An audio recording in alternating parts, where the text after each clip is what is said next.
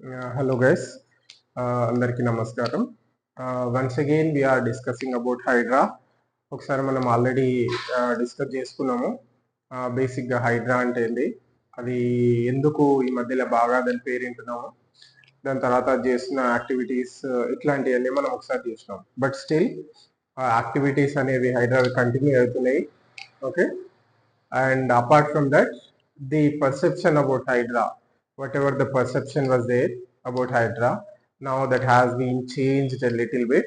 Okay, so in this context further we have to discuss once again about Hydra. Okay, so ఈ context లో మనం హైడ్రా గురించి మళ్ళీ ఒక్కసారి డిస్కస్ చేసుకోవాల్సిన అవసరం ఎంతనో ఉన్నది. ఓకే, సో చిన్న చిన్న విషయాలు మళ్ళీ మనం ఒకసారి రీకలెక్ట్ చేసుకున్నాము అసలు హైడ్రా అంటే ఏంటి అనేది. సో ఈ బాడీ ఇప్పుడు కొత్తగా వచ్చింది కాదు, ఇంతకు ముందు కూడా ఉండే. సో దాన్ని ఈవీ అండ్ డిఎం అని పిలిచేటోళ్ళు అనమాట. Okay, environment vigilance and disaster management అని ఆ బాడీని మనం పిలిచేటోళ్ళము. ఇది ఉంది, హైదరాబాద్ లో ఉంది. సో దీని డ్యూటీ ఏంటంటే అర్బన్ ఏరియాస్ లో ఈకలాజికల్లీ ఇంపార్టెంట్ ఏరియాస్ ఏవైతే ఉన్నాయో, లేక్స్ కానీ రివర్స్ కానీ, వీటిని వన్ ఆఫ్ ది డ్యూటీస్ అనమాట ఇది. సో వాటిని ఇంక్రూజ్ కాకుండా చూడడము, వాటిని ప్రొటెక్ట్ చేయడము, అట్లాగే కాకుండా గవర్నమెంట్ అసెట్స్ ఏవైతే ఉన్నాయో, పబ్లిక్ అసెట్స్ ఏవైతే ఉన్నాయో విత్ రెస్పెక్ట్ టు ఎన్వైరన్మెంట్, వాటిని మానిటర్ చేస్తూ ఉండడము. దాని తర్వాత డిజాస్టర్స్ ఎక్కడైనా జరిగితే మన అర్బన్ ఏరియాస్ లో లేదంటే విదిన్ తెలంగాణ దానికి రెస్పాండ్ కావాలన్నమాట.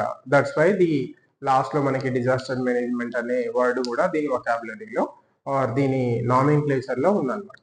రైట్, సో మనకి కాంగ్రెస్ గవర్నమెంట్ వచ్చిన తర్వాత రీసెంట్ గానే somewhere in July name has been change to HYDRAA. So దాన్ని ఈవీ అండ్ డిఎం చేంజ్ ని నేమ్ ని మనం చేంజ్ చేసి హైడ్రా అని పెట్టుకున్నాం అనమాట. ఓకే, సో కొంతమంది ప్రామినెంట్ పర్సన్స్ యొక్క బిల్డింగ్స్ ని కొలాప్స్ చేయడం లేదంటే కూలగొట్టడం మనం చూసాం. బెస్ట్ ఎగ్జాంపుల్ ఈస్ నాగార్జున, ఆయన యొక్క ఇన్కన్వీనియన్స్ అన్ని పడగొట్టడం జరిగింది. అప్పుడు ఎట్లా ఉందంటే public perception it was supportive to Hydraa, ఎందుకంటే బాగా పాపులర్ లేదంటే సెలబ్రిటీస్ వాళ్ళ బిల్డింగ్స్ ని కూలగొట్టింది. So support was there, common people support was there. మనం సోషల్ మీడియా ఫీడ్స్ చూస్తూ ఉంటే బాగా హైప్ చేస్తూ ఉండే అనమాట, హైడ్రాని పొగుడుతూ ఉండే. ఓకే, సో దాని తర్వాత చీఫ్ మినిస్టర్ సొంత అన్నయ్యకి నోటీసులు కూడా వెళ్ళినాయని అట్లా ఇంకొక న్యూస్ కూడా మనం చూసాము. సో ఇవన్నీ ఎవరైతే బిగ్ పీపుల్ ఉండేనో, వాళ్ళ ఇన్ఫ్లుయెన్స్ ఉండేనో, సో అట్లా ప్రీవియస్ గవర్నమెంట్ దగ్గర ఎవరిదైతే ఇన్ఫ్లుయెన్స్ ఉండేనో, సో వాళ్ళు somehow they have broken the rules and they have occupied these lakes. Okay, lakes ని ఆక్యుపై చేసుకుని వాళ్ళు బిల్డింగ్స్ కట్టారు. సో గవర్నమెంట్ చేంజ్ అయిన తర్వాత హైడ్రాకి బాగా పవర్స్ ఇవ్వడం జరిగింది.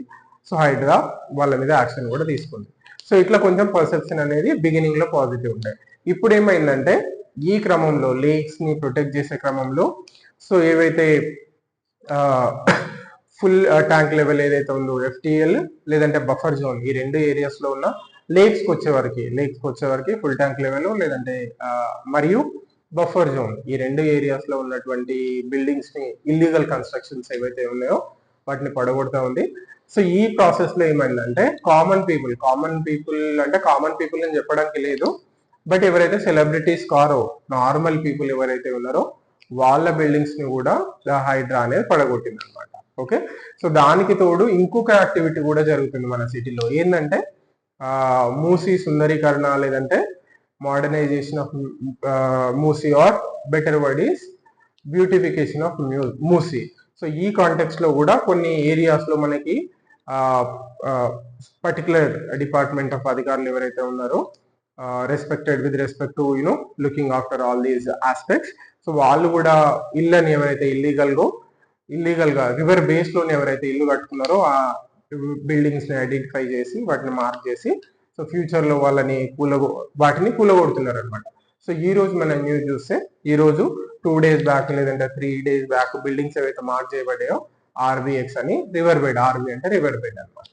సో వాటిని అన్నిటిని డెమాలిష్ చేయడం జరిగింది. ఈ రోజు చూస్తే మనకి డెమాలిష్ చేయడం జరిగింది. సో ఇది కొంచెం కన్ఫ్యూజన్ గా ఉందన్నమాట. సో పీపుల్ నుంచి వచ్చిన బ్యాక్లాష్ దానివల్ల సో ఒక స్టేట్మెంట్ ఏమని వచ్చిందంటే అది ఎంతవరకు కరెక్ట్ అనేది మనం ఫ్యాక్చువల్ అనేది మనం చూడాల్సి ఉంది. బట్ ఈ మధ్యన పీపుల్లో వచ్చిన నెగటివిటీ వల్ల దీపావళి వరకు మనకి డెమాలిషన్స్ ఉండే అని ఒక మాట వినపడ్డది అనమాట నిన్ననే. ఈదర్ ఇన్ మూసీలో కానీ లేదంటే లేక్స్ కి సంబంధించి కానీ. బట్ మనం అక్కడ లేక్స్ కి సంబంధించి డెమాలిషన్స్ కూడా చూసినాము, మూసీ రివర్ బెడ్ లో కూడా డెమాలిషన్స్ జరిగినాయి ఈరోజు అనమాట. సో ఫస్ట్ మనం ఫోకస్ చేయాల్సిన పాయింట్ ఏంటంటే, సో కొంచెం నార్మల్ పీపుల్కి వచ్చే వరకు ఈ డిమాలిషన్స్ ఏవైతే జరిగినాయో నార్మల్ పీపుల్, సో అక్కడ కొంచెం బ్యాక్లాష్ అనేది వచ్చిందనమాట. సో కొంతమంది క్వశ్చన్ చేస్తున్నది ఏంటంటే, సో ఇన్ని రోజులు అవి ఇల్లీగల్ లేక్స్కి వస్తే, హైడ్రా అండ్ లేక్స్ విషయానికి వస్తే, సో అది ఇల్లీగల్ ఏరియా అని తెలుసు, అక్కడ ఇల్లు కట్టకూడదని తెలుసు. దెన్ అక్కడికి ఎట్లా బిల్డింగ్ కట్టుకోవడానికి యాక్చువల్గా అప్పుడు పర్మిషన్ ఎట్లా వచ్చింది, వాటర్ కనెక్షన్ ఎట్లా వచ్చింది వాళ్ళకి, ఎలక్ట్రిసిటీ కనెక్షన్ ఎట్లా వచ్చింది, మేబీ కొన్ని బిల్డింగ్స్ మనము ఈవెన్ ప్రాపర్టీ ట్యాక్స్ కూడా వసూలు చేసుకుంటూ వచ్చేమో. సో ఇట్లాంటివన్నీ ఫస్ట్ ఇవన్నీ మిస్టేక్స్ మనం ఎందుకు జరగనిచ్చినాం? ఓకే, ఇది పెద్ద క్వశ్చన్. కరెక్టే, ఇది క్వశ్చన్ రేజ్ చేయడం కూడా కరెక్టే. సో దానికి కూడా కొంతమంది గవర్నమెంట్ అఫీషియల్స్ ని రెస్పాన్సిబుల్ చేయాలి కదా, ఎందుకంటే అక్కడ కట్టుకోవడానికి పర్మిషన్ ఇచ్చిన వాళ్ళు ఎవరు? ఓకే, ఒకవేళ అది గవర్నమెంట్ ల్యాండ్ అయితే అది మామూలు ప్రైవేట్ పర్సన్స్ కి చెందిందని దానికి ఒక ఫేక్ సర్వే నెంబర్ ఇచ్చి అట్లా దాన్ని అప్రూవ్ చేసిన రెవెన్యూ డిపార్ట్మెంట్ అఫీషియల్స్ ని, లేదంటే దానికి కనెక్షన్ ఇచ్చినటువంటి ఎలక్ట్రిసిటీ డిపార్ట్మెంట్ పర్సనల్ ని, దాని తర్వాత ఇంకా పర్మిషన్స్ వాటర్ కనెక్షన్స్ ఇచ్చిన వాటర్ డిపార్ట్మెంట్ పీపుల్ ని, సో వీళ్ళందరినీ కూడా మనం రెస్పాన్సిబుల్ చేయాల్సిన అవసరం ఎంతన్నా ఉంది. ఈ కోణంలో కూడా గవర్నమెంట్ దృష్టి పెడితే బాగుంటది అనమాట. సో ఇప్పుడు ఏమైందంటే, తెలుసో తెలియక అని చెప్పడానికి లేదు, తెలియక కొనుండొచ్చు నార్మల్ పీపుల్ ఎవరైతే ఉన్నారో. సో ఇల్లు కట్టుకోవాలనే కళ ప్రతి ఒక్కరికి ఉంటది, దాన్ని నిజం చేసుకునే ప్రాసెస్ లోనే కొంతమంది కొనుక్కుని ఉండొచ్చు. ఏం జరుగుతలేదు కదా, ఒక తెలుసున్నా కూడా ఇది లేక్ లో భాగంగా ఉన్న పులమే అని తెలిసినా కూడా, సరే ఏమైతే లేదు కదా, ఇన్ని రోజులు ఏం పుల కొట్టలేదు కదా అనే ఒక ఒపీనియన్ లేదంటే ఒక భరోసాతో కొని ఉంటారు వీళ్ళు. బట్ ఏదేమైనా కానీ కొంతమంది లోన్స్ తీసుకొని ఫ్లాట్స్ కొన్నారు, ఇంకొంతమంది అప్పులు చేసి ఇల్లు కట్టుకుంటున్నారు. సో ఇట్లాంటి వాళ్ళ పరిస్థితి కొంచెం ఆలోచించి, ఐ మీన్ చెప్పడానికి లేదు కంపెన్సేషన్ వీళ్ళకి ఇవ్వడానికి అని, ఎందుకంటే అది లేక్స్ ఏవైతే ఉన్నాయో అవి ఎకలాజికల్లీ వెరీ సెన్సిటివ్, అవి కూడా ఇంపార్టెంటే, వాటిని ప్రొటెక్ట్ చేయాల్సిన అవసరం కూడా ఉంది. ఎందుకనంటే ఫ్లడ్స్ వస్తాయి, మళ్ళీ వర్షాకాలం వచ్చిందంటే ఫ్లడ్స్ వచ్చినాయి, మనకి లాస్ట్ ఇయర్ వచ్చినాయి, అంతకు ముందు ఇయర్ వచ్చినాయి. సో ఫ్లడ్స్ వచ్చినాయి అంటే మునిగిపోతున్నాయి కొన్ని ఏరియాస్, లేదంటే రోడ్ల మీదకి నీళ్ళు వచ్చినాయి అంటే మళ్ళీ మనం ఎవరిని తిడతాం? మళ్ళీ గవర్నమెంట్నే తిడతాం.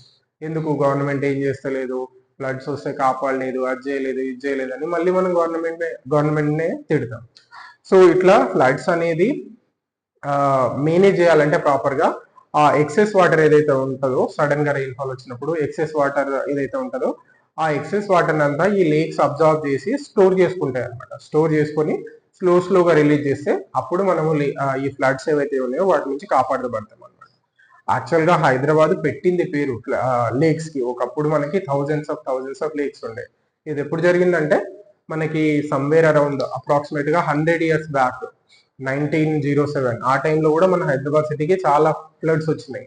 సో ఈ ఫ్లడ్స్ లో దాదాపు 15,000 పీపుల్ చనిపోయింది అనమాట అప్పుడు.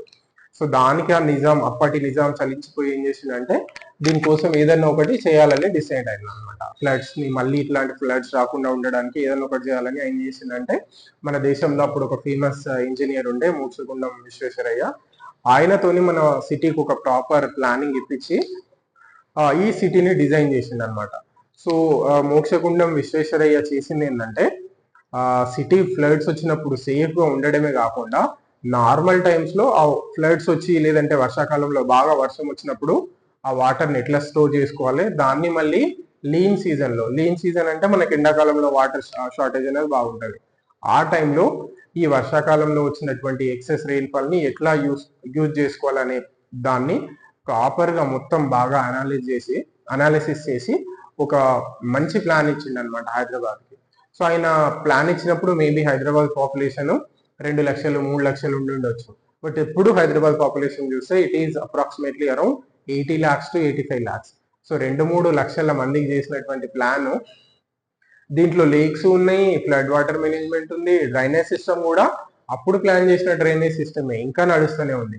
సో 2-3 లక్షల పీపుల్ కోసం చేసిన ప్లాన్ స్టిల్ 80 to 85 lakhs ఇంతమందికి నడుస్తుంది అనమాట. 85 లక్షల మంది మన హైదరాబాద్ లో నివసిస్తా ఉన్నాం మనము, వీళ్ళందరికీ కూడా పనిచేస్తుంది. సో దీన్ని బట్టి మనము అప్పటి ఆయన మోక్షగుండం విశ్వేశ్వరయ్య ఎవరైతే ఉన్నారో ఆయన గ్రేట్నెస్ యూనో టాలెంట్ కూడా మనము ఒకసారి అర్థం చేసుకోవచ్చు. ఓకే, సో ఇది అన్నమాట ఈ ప్రాసెస్ లో భాగంగా హైదరాబాద్ ని మళ్ళీ ఒకసారి ఇట్లాంటి ఫ్లడ్స్ రాకుండా ఉండడానికి he has given a very good plan. So దాంట్లో భాగంగానే మనం ఇన్ని లేక్స్ కట్టుకున్నాం అనమాట. బట్ అన్ఫార్చునేట్ గా మన ప్రాసెస్ ఆఫ్ డెవలప్మెంట్ లేదంటే జనాభా పెరుగుతూ పోయింది. So in the process we have also kept on destroying the lakes ని మనం డిస్ట్రాయ్ చేస్తా వచ్చినాం. కరెక్ట్.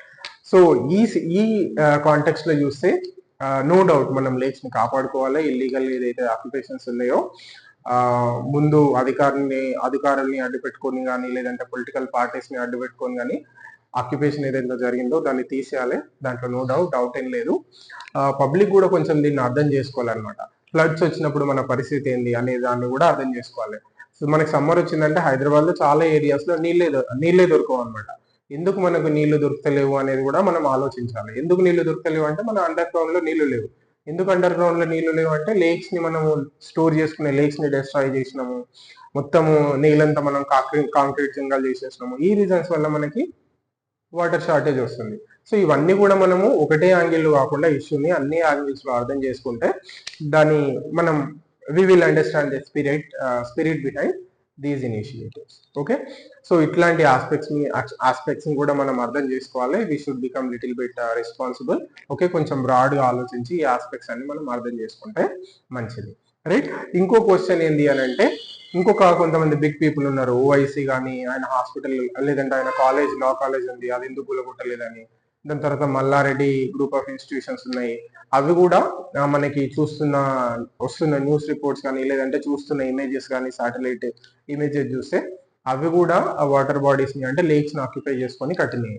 బట్ వాటిని అంటే ఎందుకు డిమాలిష్ చేస్తలేము అని అంటే ఆయన చెప్పిండు, హైడ్రా హెడ్ రంగనాథ్ ఎవరైతే ఉన్నారో ఆయన చెప్పిండు అనమాట. So it is related to students. ఇప్పుడు మధ్యలో వాటిని పడగొడితే స్టూడెంట్స్ లైఫ్ డిస్టర్బ్ అవుతుంది. వాళ్ళ అకాడమిక్ ఇయర్ జరుగుతూ ఉంది, ఇప్పుడు మధ్యలో ఉంది. So students will be affected if those buildings are being demolished. So అందుకనే మేము ఇప్పుడు డిమాలిష్ చేస్తలేమని కూడా ఆయన క్లారిఫికేషన్ ఇవ్వడం జరిగిందనమాట. సో ఇది హైడ్రా స్టోరీ. మనము హైడ్రా ఇప్పుడు చేస్తున్న పని మంచిదే. సో ఇప్పుడు నష్టపోతున్నాము, ఇల్లు పడగొట్టడం వల్ల నష్టపోతున్నాము అని అంటే so we have to rethink about the areas I have just mentioned. ఏది ఫ్లడ్స్ వచ్చినప్పుడు మళ్ళీ మన పరిస్థితి ఏంది, దాని తర్వాత సమ్మర్ లో మనకు కరువు వస్తుంది, నీళ్లు దొరికాయి, అప్పుడు మన పరిస్థితి ఏంది.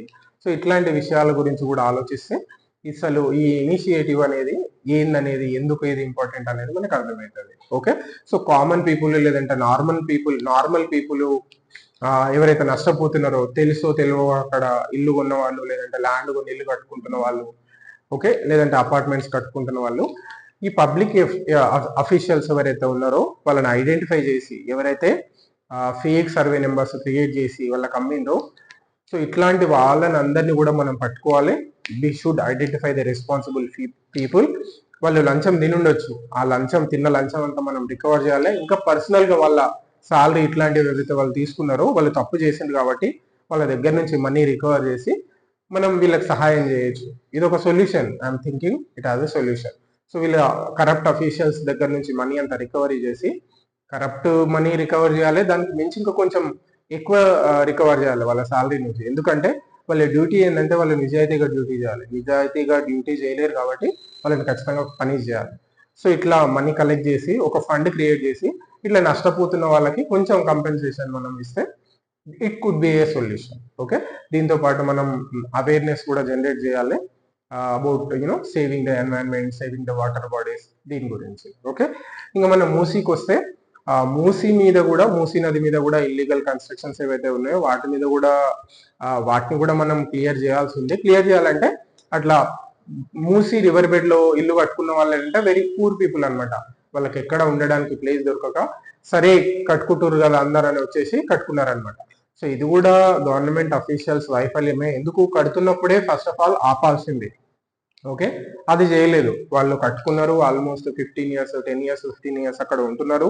సో వాళ్ళకు ఒక అటాచ్మెంట్, ఒక ఫీలింగ్ వచ్చేసింది అనమాట, ఇది మాదే అని.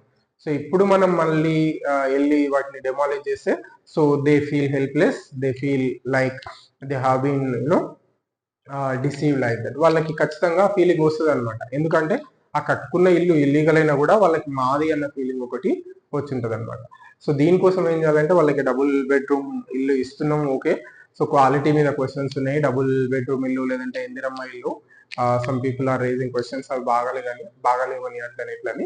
But instead of living in an illegal construction that to river bed లో ఉండడం కంటే ఈ ఇందిరమ్మ ఇల్లు ఏదైతే ఉందో ప్రజెంట్ గా తీసుకుని దాంట్లో ఉండడమే బెటర్ అని నా ఒపీనియన్. ఓకే, సో పీపుల్ కూడా దీనికి కోఆపరేట్ చేస్తే మంచిగా ఉంటది. ఎందుకంటే ఆ మురికి వాటర్ దగ్గరనే ఉంది, మూసీ నదిలో ప్రవేశిస్తున్నది ఇప్పుడు వాటర్ కాదు. It's a simply we have made it as a drainage. అది ఒక డ్రైనేజ్, వాడుతున్న డ్రైనేజ్. మన దగ్గర హైదరాబాద్ లో మూసీ కానీ ఢిల్లీలో కూడా మనకి యమునా నది ఉంది, దాన్ని కూడా కంప్లీట్ గా మనం ఒక డ్రైనేజ్ చేసేసాం.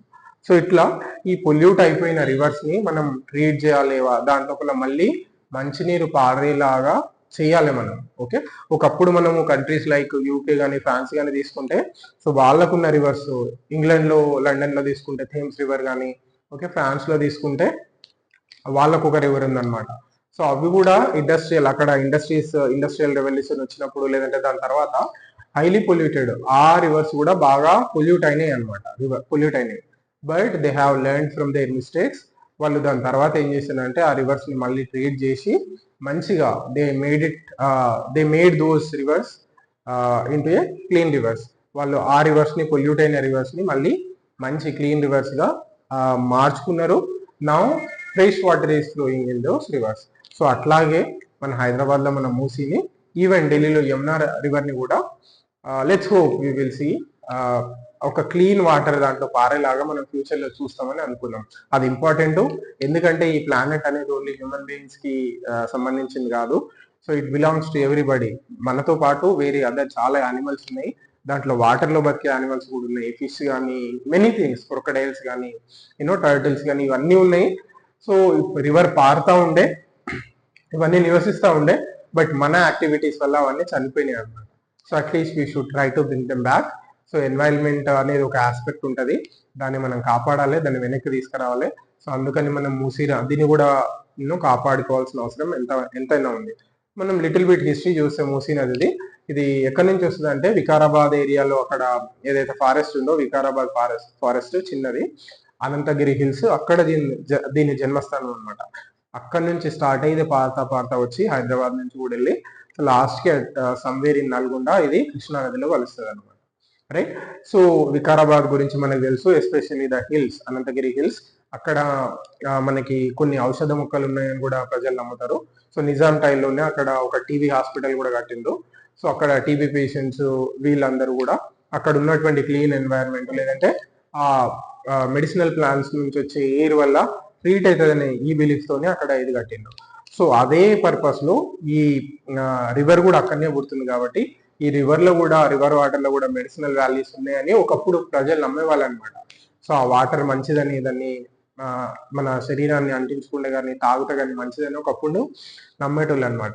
సో దాని పరిస్థితి మనం ఎట్లా చేసినామో మనం చూడొచ్చు. Okay, we have turned that into a completely drainage. So ఈ కాంటెక్స్ట్ లో మనం మూసీని కూడా ప్రక్షాళన చేసుకోవాల్సిన అవసరం ఉంది, దాన్ని క్లీన్ చేయాలి. మళ్ళీ మనం near future, maybe with in 5 years, 10 years, 15 years, okay, it is very good if fresh water flows in the Musi river. Okay, so ఇది ఈ సిచ్యుయేషన్స్ అన్ని కూడా మనం కొంచెం బ్రాడ్ మైండెడ్ తో ఆలోచిస్తే ఇవన్నీ ఎందుకు జరుగుతుంది అనేది మనకు అర్థమవుతుంది. బట్ ఎండ్ లో నేను చెప్పేది ఏంటంటే, యాక్చువల్లీ ఈ మిస్టేక్స్ అన్నీ జరగడానికి ఎవరైతే రెస్పాన్సిబుల్, లేదంటే జరుగుతుంటే చూస్తూ ఊరుకున్నారో, లేదంటే కరప్ట్ దే హ్యావ్ అఫీషియల్స్ ఎవరైతే కరప్ట్ అయిపోయి లంచాలు తీసుకొని ఇదంతా జరగడానికి కళ్ళు మూసుకున్నారో లేదంటే జరగడానికి సహాయపడ్డారో వాళ్ళని కూడా పని చేయాల్సిన అవసరం ఎంతన్నా ఉంది. Right. So see you next time.